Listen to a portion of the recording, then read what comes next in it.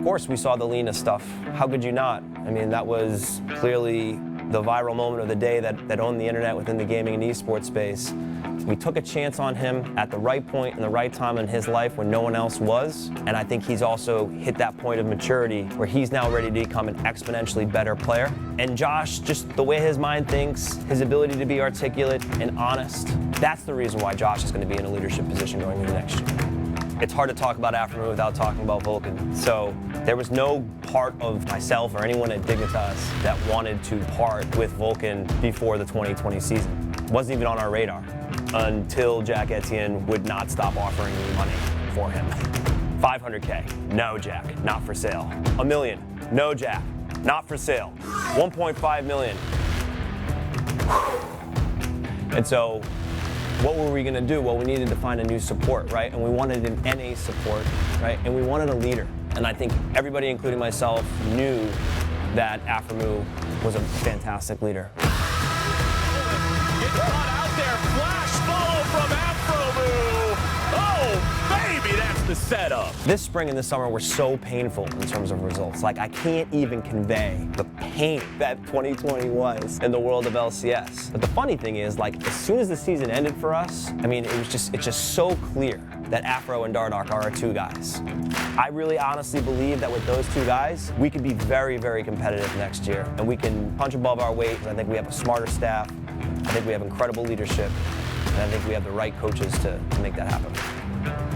We had a lot of different directions we could go with the roster in 2021. And the one that most excited us and that we thought had a lot of potential was one that focused on young and hungry players who would go out there and prove that by the end of this year they deserve their spot in the LCS and they will be the strongest players. Fake God is probably the most exciting player coming from Academy this year. He spent the entirety of last year just absolutely dominating the top lane of the Academy. Every single scrim that we saw him in, he was fantastic. This is a player that I think is going to be the next North American great.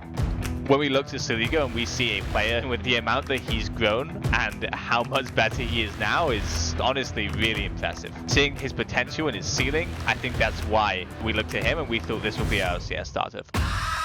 Neo is a player that is coming from Dignitas Academy, and the thing to know about Neo, when you look at him, it becomes immediately obvious within the first 5 minutes that you watch him, that this is, without a doubt, one of the most mechanically talented players in the LCS. So, the LCS broke another record this year for the most imports in the league. It's a trend that we're going to see continue, and when we looked at that, we saw an opportunity to go out there and bring on 5 North American players. And as it turned out, we brought on 5 United States players.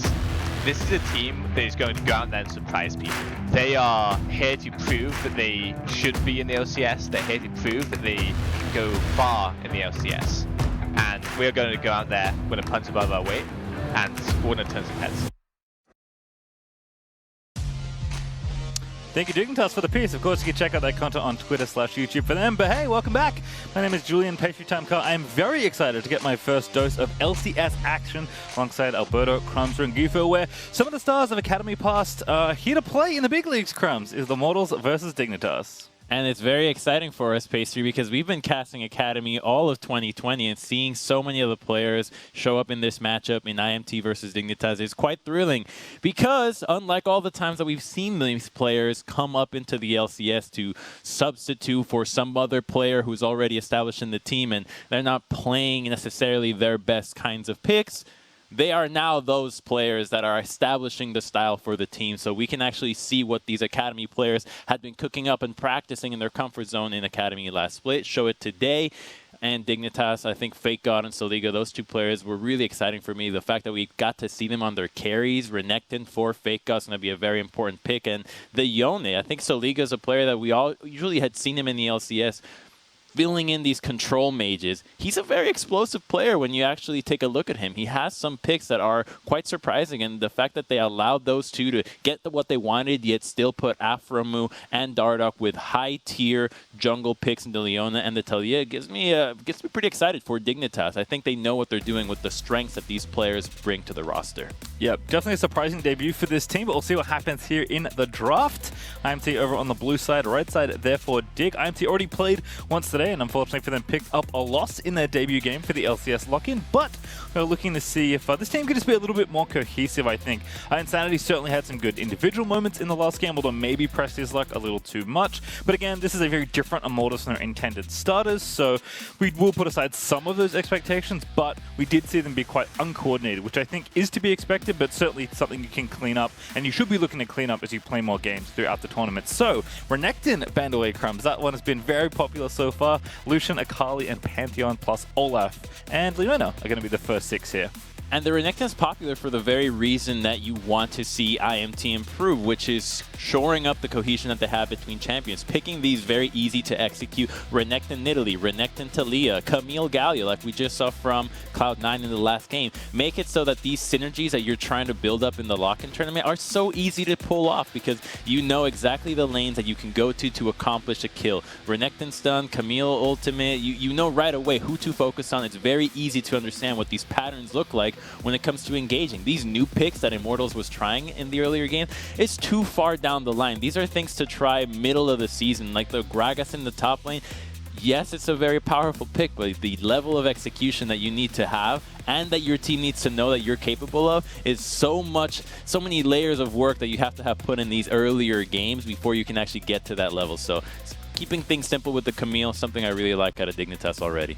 Yeah, could also pair with that Galio, but not this time around because Samira is actually the pickup there for Neo. Pretty explosive AD, so excited to see that one grace the Rift. In general, actually, AD has been pretty exciting. I know people have strong opinions on the strength of the AD items, and I think I can at least agree that Gale Force is quite good, but most of them seem to be pretty good right now. Kai's also been extremely popular, perhaps the most popular AD so far this event.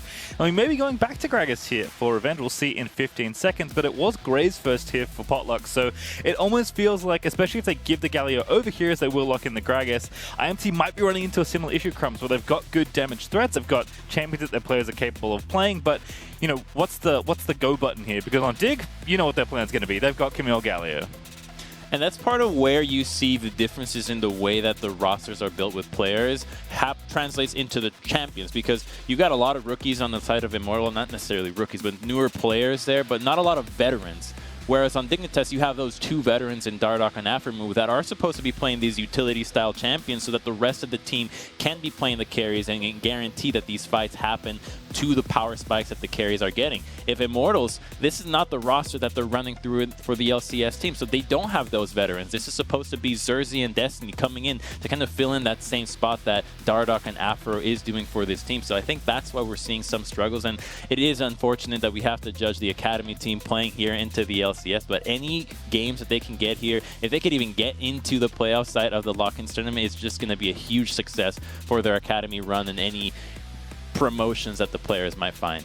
Yeah, I mean, it's not even the full Academy team, right? It's, you know, kind of a mishmash of both their rosters because the LCS starters are playing with, the solo laners are playing with the rest of the Academy squad, who's also been coached by a different coach as well. So, like, there's quite a lot of pieces to put together in a relatively short amount of time. But again, it is going to be small steps here for Immortals, as we'll see what happens here in the rest of this draft. Bans are finished for Phase 2. Talia, Nidalee, Alistar, and Rel all being kicked off the table. And that would be a different one. There's Karthus. There you go.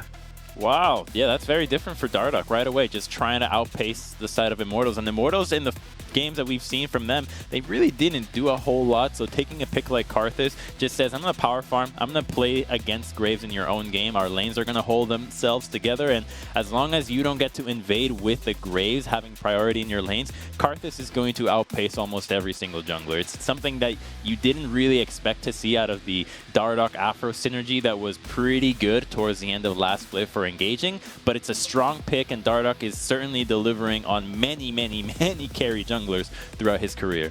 Yeah, I kind of liked, oh, Talia ban, Nidalee ban, don't worry, I had a third one all along as the Karthus is locked in there for Dardoch. Draft almost finished though for Immortals. Victor actually already locked in for Insanity, a champion that has seen play around the world. Actually seems pretty good right now, and did have some very small changes.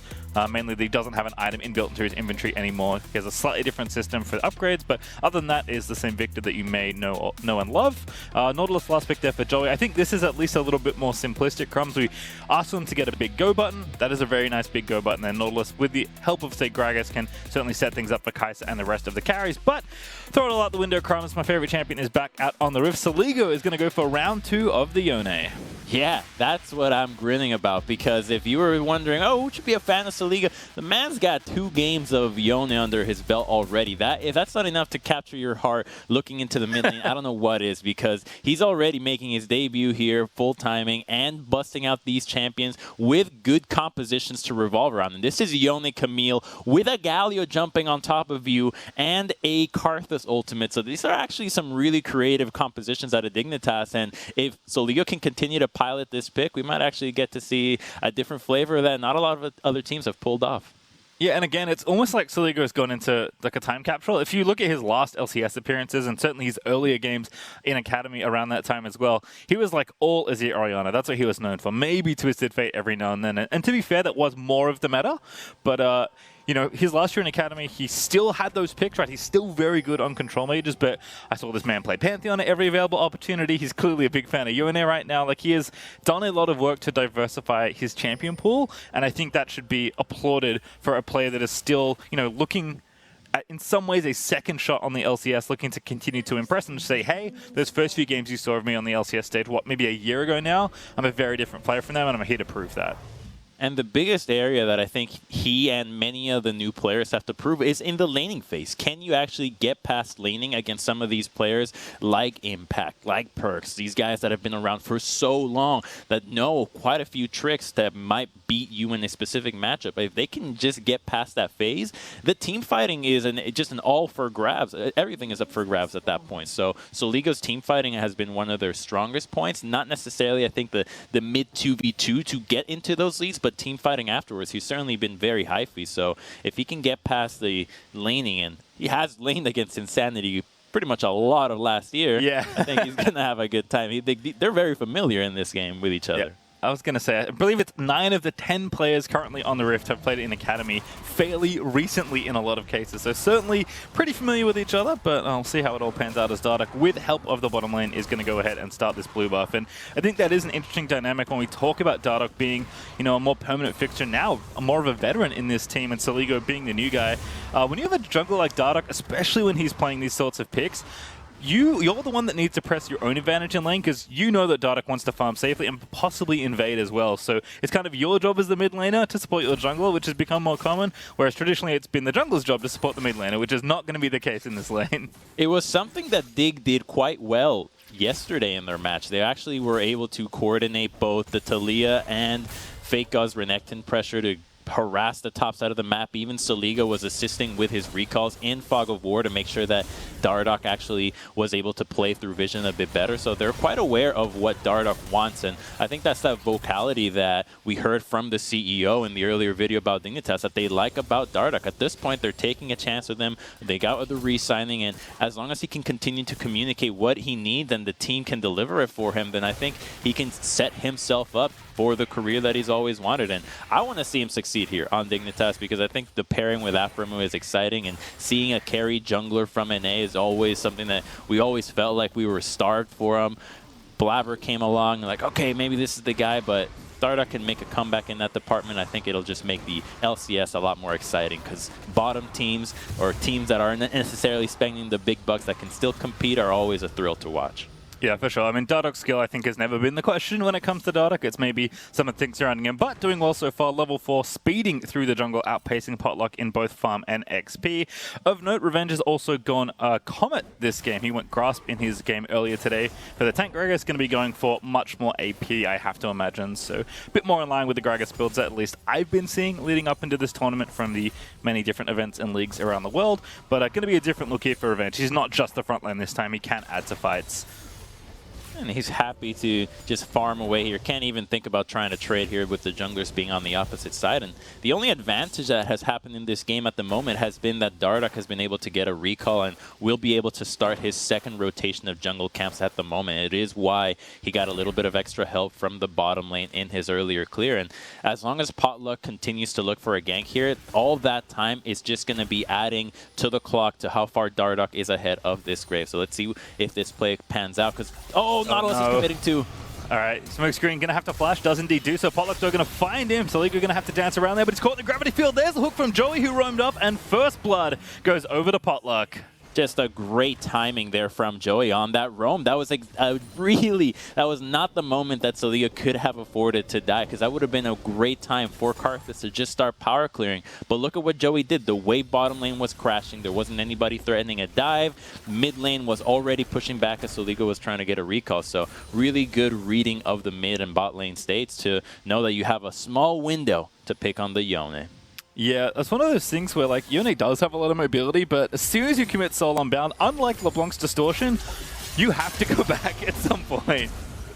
Yeah, it's you hate to see it when you're Yone, you use that spell, and then they're all piling up on you, just waiting for you to return to your death.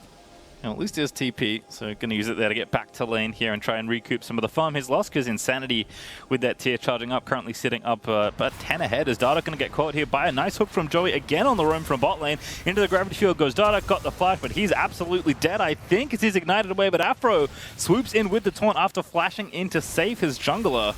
And now Saliga over the top is onto Insanity, going to get some damage poked in here, but shouldn't be anything more than this. What a bro Afro move. Using his flash to even save Dardoch. The Karthus didn't get to burn his. That's a huge spell to be able to have around, because he's so easy to pick off when he falls behind, when he can start being bullied without that summoner spell. Instead, he just gets to continue to farm away, and it's going to be hitting that level 6 very soon, and that's when it's going to start to get tricky for IMT to think about playing these side lanes, especially around the Camille. Revenge is already anticipating that he's going to need a stopwatch to deal with Camille and Karthus. What just happened? He's full. Wait, he's full health. He's not anymore. Fake God lost it all. I'm sure we'll get a replay of that 1v1, but Revenge just straight up solo killed Fake God.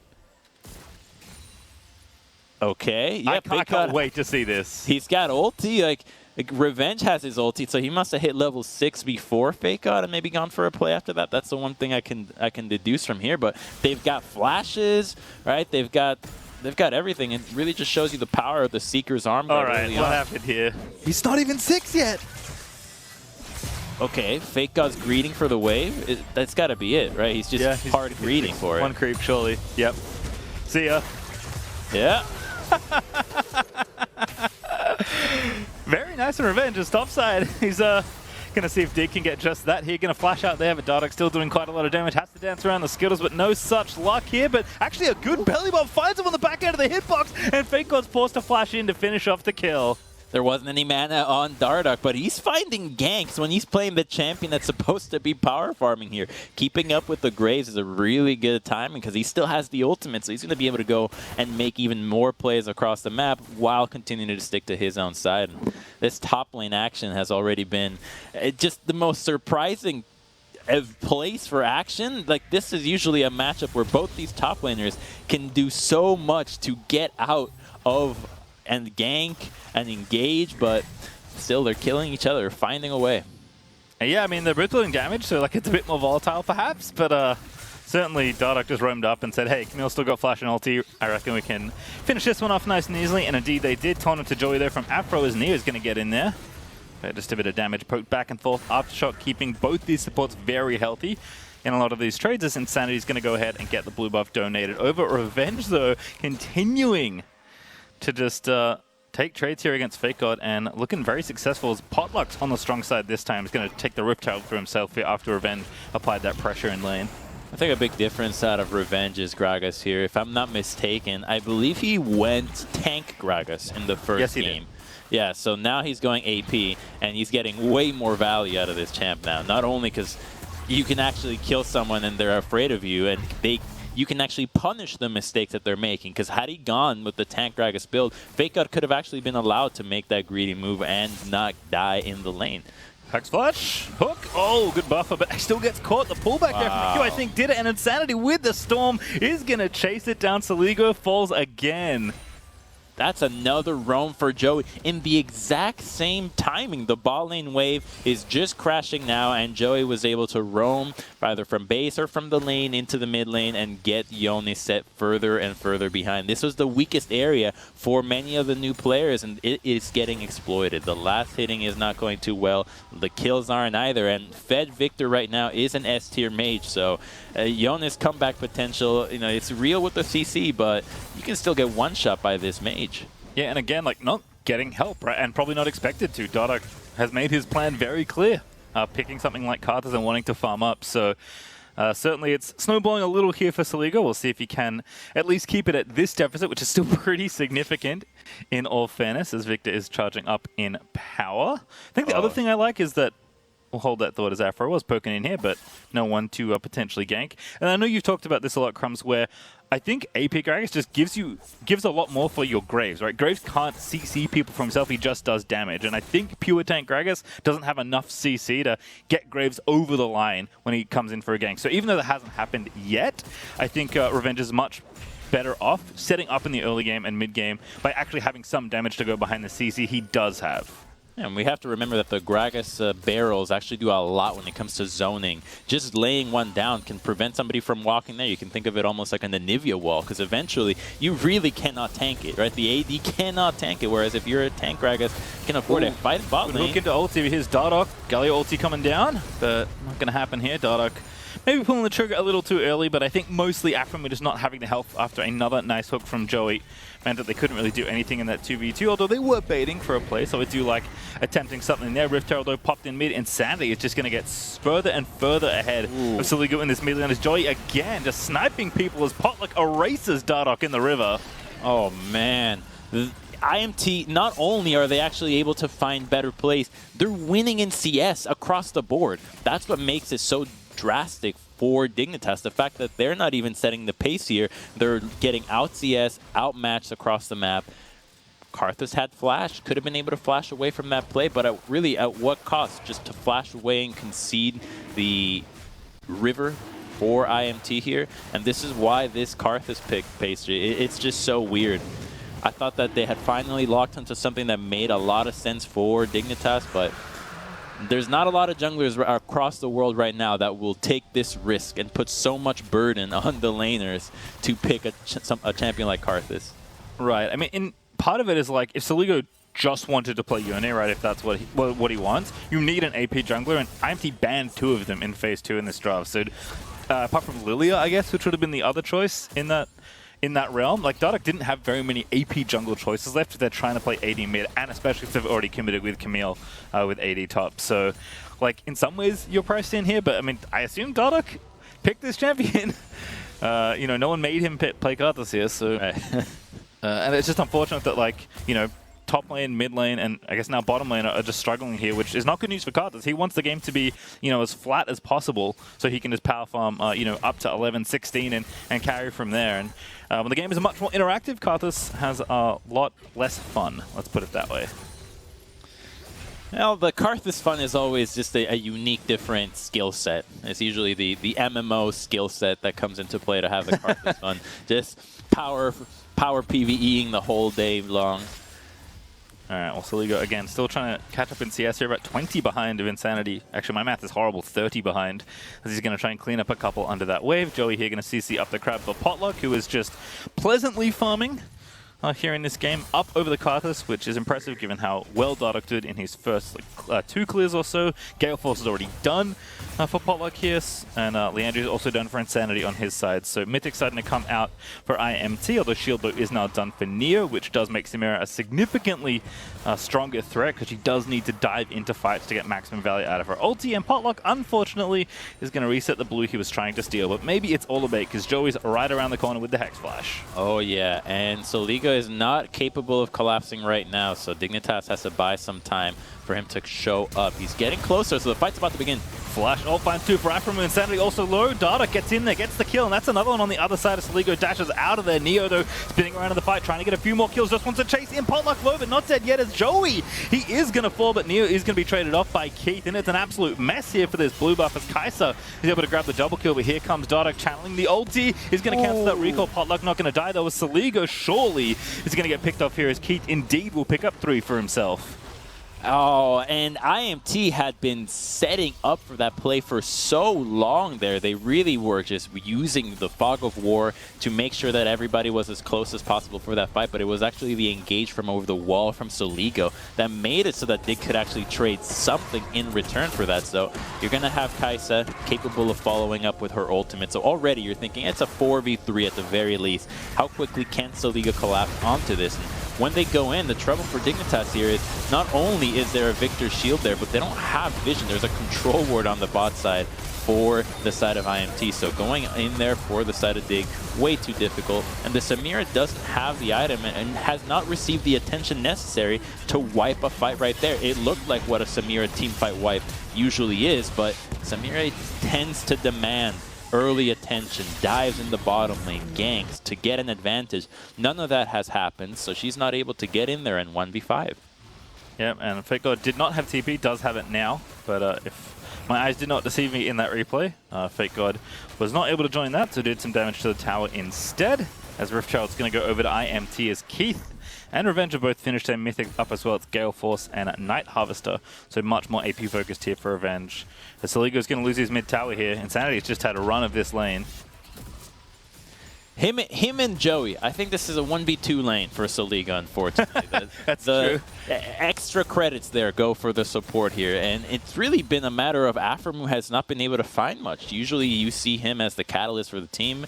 I just think it's the champion synergies that don't allow him to really get away with that, because you usually see the Samira paired with like a Leona or an Alistar and just tower dives the bot lane non-stop. That's the action that you're expecting. And here when he's playing the Galio, you're just looking a combo with somebody else that goes in, but the Camille is on the top side of the map, so that synergy is somewhat lost, and your Yoni has fallen behind. So all we got to see is Fake God going for a 1v1, but he gets slammed out. Get owned. Oh, good ult though. Fake God going to dodge that cast, but Joey trying to cut him off at the pass, gets into the wall, and Fake God's just trying to finish off the kill, but the Nautilus ulti is going to seal it. Ooh. But for whom?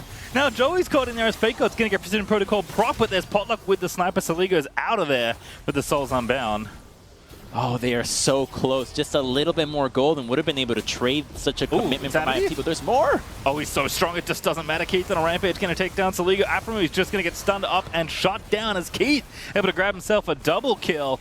And now the Rift Tower's going to finish off the tower. IMT just getting further and further ahead. From 6,000 gold up right now. It is a massacre. They're all over the map. He's 2 levels down. Oh, Joey, you can't do this. Surely, Skittle, just keep dodging. Keep dodging, Joey. It's going to be okay. No, it's not. I take it all back. Dardog manages to at least shut down the ambitious 1v1 attempt from Joey.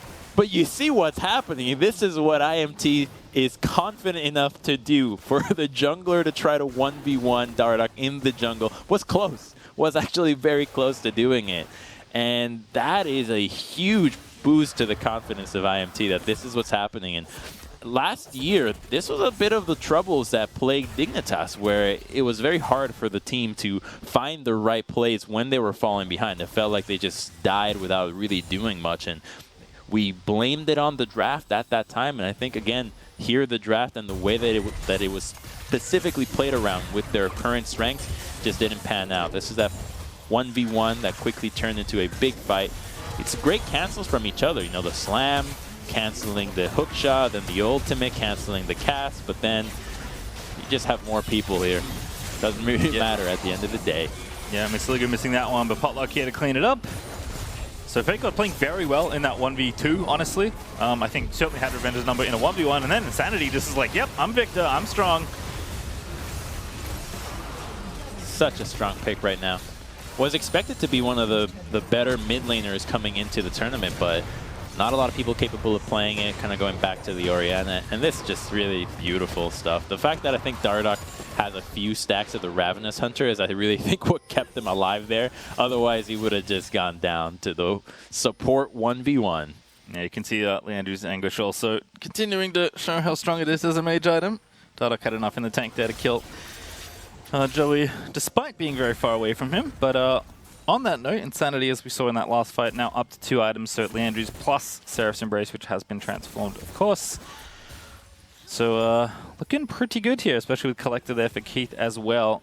Still about 6,500 gold up for IMT. They've got 3 dragons already. That kind of happened, not out of nowhere, of course. They picked them up, but I feel like after they win, you know, their different fights, with the pressure they had in the early game especially, they've just been able to snowball that objective as well. So Digger really running out of room on this battlefield to maneuver. Gonna have to start seeing, you know, more of the team play elements of this comp come together in some sort of 4v4 or 5v5, which will be tough given how much gold they're down.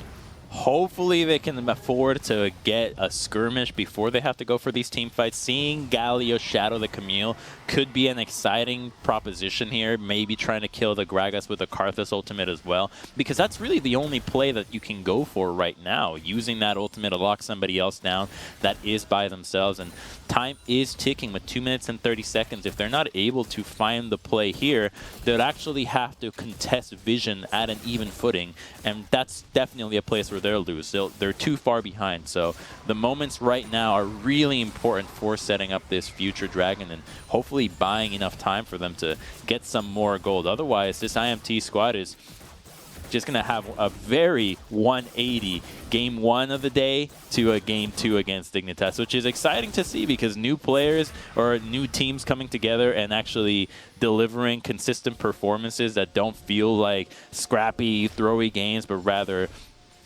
well thought out approaches to victory. It's nice to see from new guys.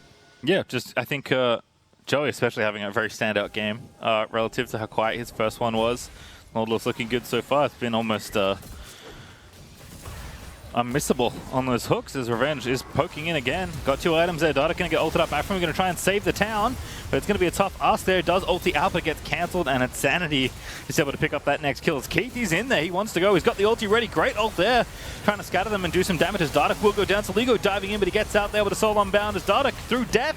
He's going to get the ulti, but he doesn't get a kill. It is one only. There's a triple though from Revenge at the end of it all. And IMT, that's going to be a walk straight to Baron. And Saligo, ooh, trying to make it fancy. Revenge goes golden. Keith shuts it down. That's the Bud Light ace as IMT will wipe Dig off the Rift. It was close. It was really close, though. Look at the health bars on the side of IMT. If there was a little bit more coordination on the side of Dignitas, you could have actually seen them with this composition and what they were thinking about be executed beautifully. It's just that the Galio gets blown up right away, and they're not able to chain the crowd control together. Yone at the very end is able to get the ultimate off, but by that point, it was already way too late. We're going to see how this opens up because IMT, they're just walking down the mid lane because they own this map. They can do whatever they want. That Dignitas is the one trying to engage is surprising because Fake God was not around. He didn't have TP to get in there, and the Victor has his available. So it's too late of an attempt, but you see what they were thinking about when they put these pieces together. Yeah, I mean, just a bit more gold on that Karthus. Potentially very different there. And this is very stylish. Nice. Sun is there from Revenge, and Keith's like, all right, I'll snap that one up. Finish the ace and collect the Red Bull Baron in the process. Also, Mountain Soul's up, by the way. IMT going to go ahead and add that to the scoreboard as well. Going to have to fight here for Dig. They are very far down in gold, but again, we saw it kind of look good. Dardak with a good Zhonya's there as Joey flashes in for the hook, but disengage ulti there. Dardak is going to get blown up by CC. Keith is going to finish it off. Neo in the backline is going to get blown to smithereens as Potluck. He's able to clean that up. Fake God's going to shatter as well, and it's only one left here. Saligo ultis back towards his Nexus, which is not the direction you want, and Sanity's going to chase him down. That E is not going to quite connect, but it will blow the flash as Immortals will pick up another teamfight win and the Mountain Soul to boot. Love how decisive they've been thus far. Joey instantly hooking into the Karthus. He's really been the quiet winner of this game for me. He's done so much to make sure that Dignitas never got off to a good start here with so many crucial engages, and more importantly, being able to engage right away. I think that's a skill that's so undervalued by so many teams. Just the second that they see the opportunity, even if it's not the best one, being able to engage when the opponent doesn't expect it adds extra points to how likely that engage is to go well. And so here, the wall is down, you got your teammates ready, he's slow, just flashing in, and it's a good move to go for because if Karthus dies there, he won't be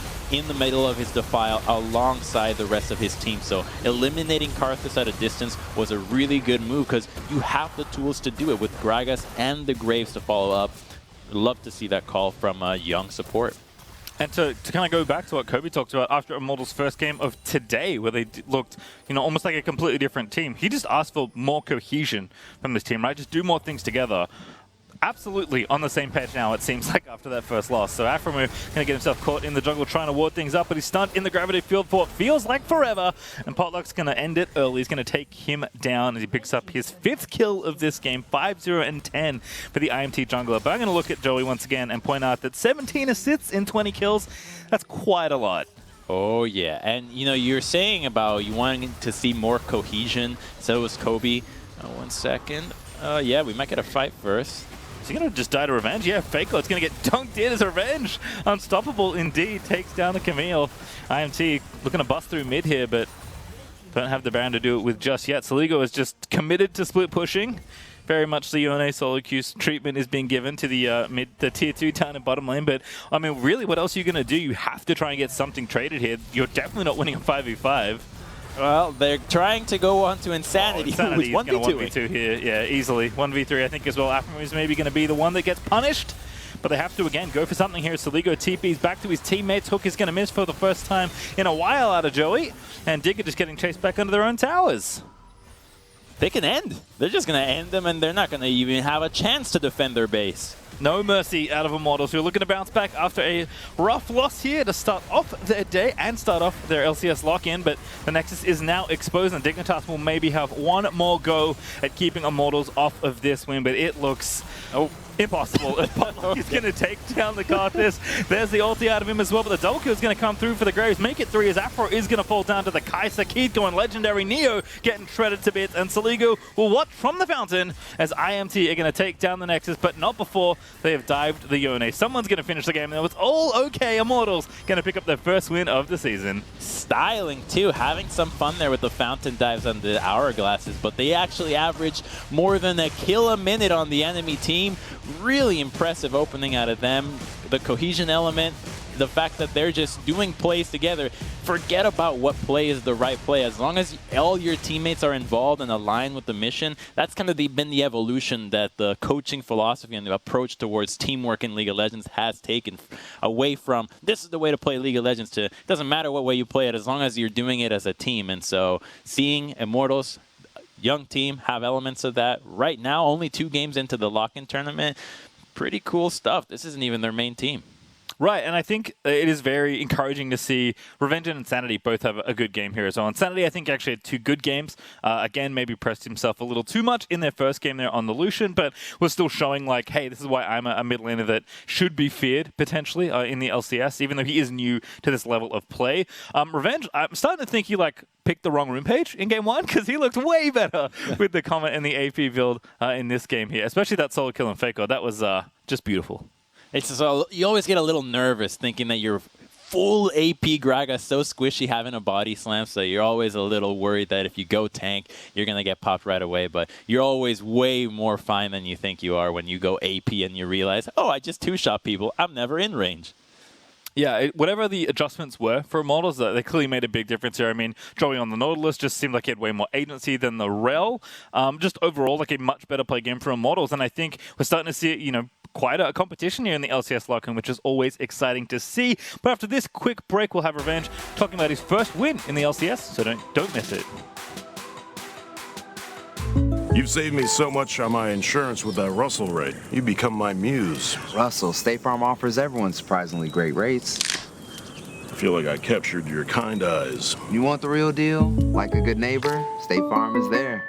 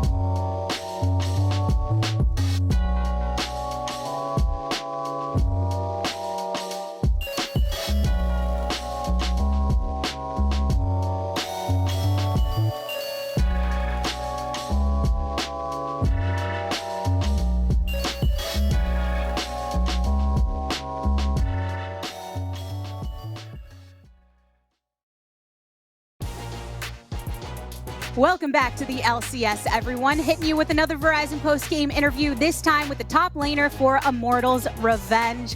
First things first, I do want to touch quickly on this game because it's difficult to roll back mentally to come through for a victory, especially with 3 subs. What did you all do to kind of reset a bit to pull off the W? Yeah, so I mean, we've been practicing for a while now with this roster. We started scrimming like about a few weeks ago. And yeah, we were a bit upset about our first loss because we just knew it didn't showcase like any of our skills or like how good we were playing. And honestly, if people were watching the early game critically, I think we were in a good spot to like win that game. It just some bad things happen, and I'm sure just stuff like that happens when it's the first game of the season. And you know, we just told ourselves, like, we all went for a walk and we were like, guys, who cares? Well, we know we're better than this and we're going to win. And yeah, we just did that. So. And getting those skills of being able to take a game by game is really crucial, you know, to develop early on. I know for some people that have been deep into the League of Legends scene, your name is familiar, but this is your first time premiering here on the LCS. Here to give us an overview of your path, basically, to pro. Yeah, I mean, it's been interesting for me in my pro path. I had the chance to go pro about 4 years ago, and instead I went to school. That's why there's all these memes about me being a doctor and stuff. I went to school for pre-med, and it was good, but I knew that I still had talent in this, and I wanted to see what I can do. So I gave it a shot, and I joined last year and played in academy. And I mean, result-wise, it wasn't really the greatest for me, and I feel like a lot of people look at that and kind of say I haven't been playing, like I'm not a good player, or that I haven't been, you know, deserving of playing in LCS. But I definitely think I learned a lot last year in academy. It was my first year ever touching competitive in League. I've just been a solo queue player, and there's just like way too much information to learn, and like really quickly. So I definitely put that work and effort. So for the fans concerned about that, I, you know, have improved since the academy, and I think that academy was just a really good learning experience, just as it should be for rookie players such as myself. And now here I am with Immortals and their new project of developing rookies, and I think that they're doing an amazing job so far, and I'm really happy to be here. It is a great point that you bring up the fact that Immortals, as we learned in the content that we viewed of theirs earlier, they are very much focused on a growth mentality as opposed to that title grabbing mentality. As someone like yourself that's looking to come through and still continue improving, how does that affect you in your approach to the season? Maybe a little bit of pressure off in terms of the results wise, but more individual growth. Well, I'm certain that with all of our attitudes right now, that we're aiming to do both our academy team and our LCS team. I think that together we're just one team, and both of us have the mindset that we want to win everything. It doesn't matter if we're rookies or developing.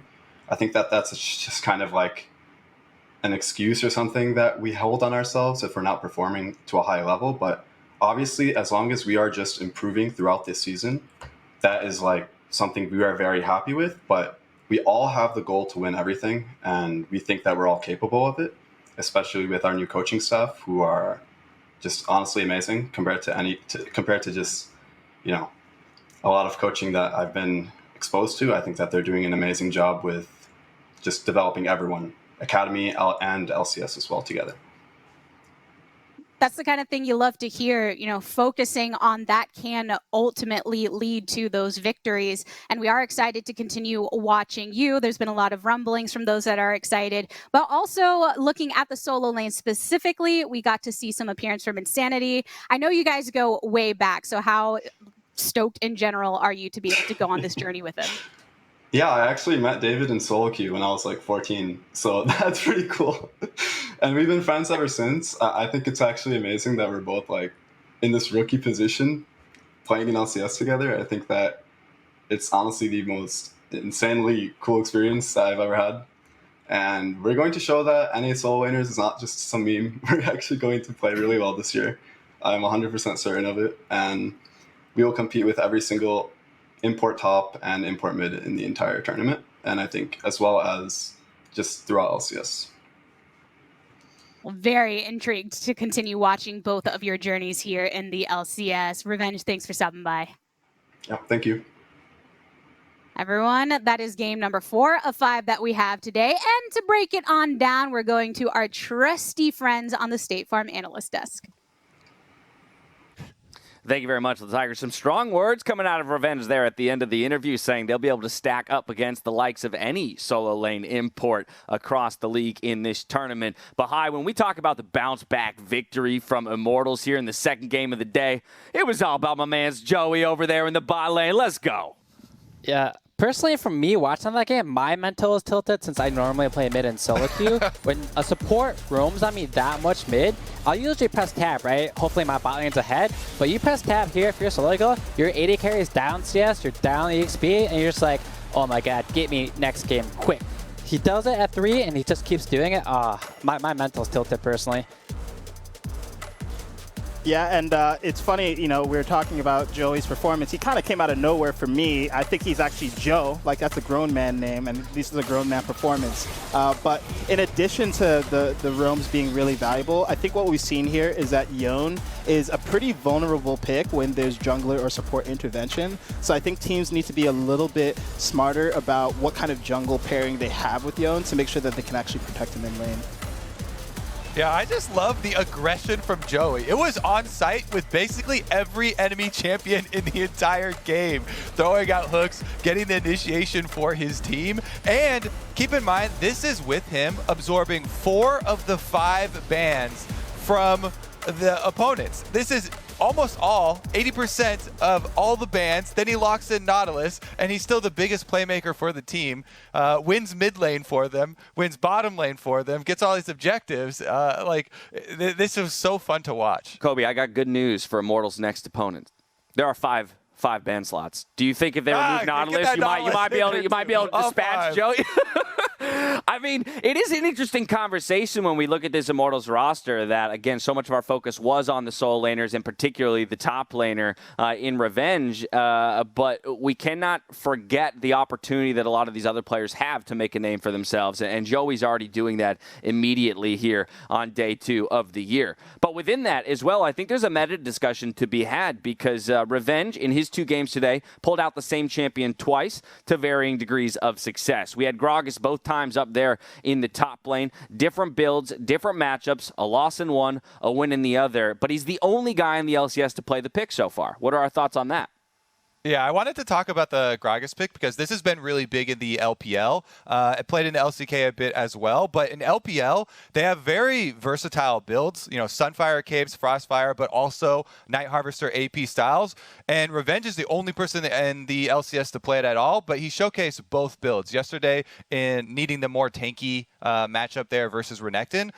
Today, I thought he was on fire. Such good ultimates, so many good Gragas body slams. He even had the double stopwatches to be able to pull off some of those really nice plays, setting up Keith for some extra kills. And Revenge is one of the players that is most green in the LCS. There are so many teams that are taking this rebuilding look, but he is one that didn't even dominate in Academy. And so for Immortals to have that faith in him and him to already be showing results is a really good sign for them. In addition to that, you know, talking about meta evolution, Gragas is a pick I definitely expect to rise in priority. I was actually surprised we didn't see it much day 1 because it's so versatile, right? There's pretty much no scenario where he's an awful pick. There are scenarios where he's a middling pick. There's scenarios where he's a great pick. But because he can be sort of that large damage threat, that tank threat, I think he's a really good pick. And we only saw him banned once yesterday. So I think now that Revenge has shown him twice and shown some results on it, we're going to see Gragas more in the future. Well, fantastic recovery from Immortals here on the day, now moving to 1-1. We do have one more game before we close out the day. It's coming up right after this. Stay tuned.